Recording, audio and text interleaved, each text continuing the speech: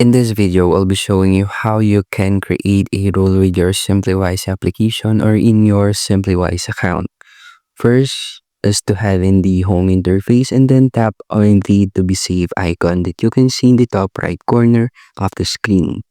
After clicking this, it will open this screen where you have to click the rules button on the bottom right corner of the screen, and after clicking this, it will show you the auto categorization rules.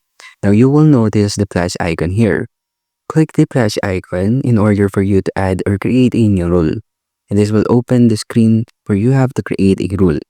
Fill in all the information needed based on your condition in your SimplyWise account. After filling in, click the Create Rule or the Save button, and all these changes or rules based on your categorization will be applied in your receipts. And that's it. That's how you can add or create a rule in your SimplyWise, and thank you for listening.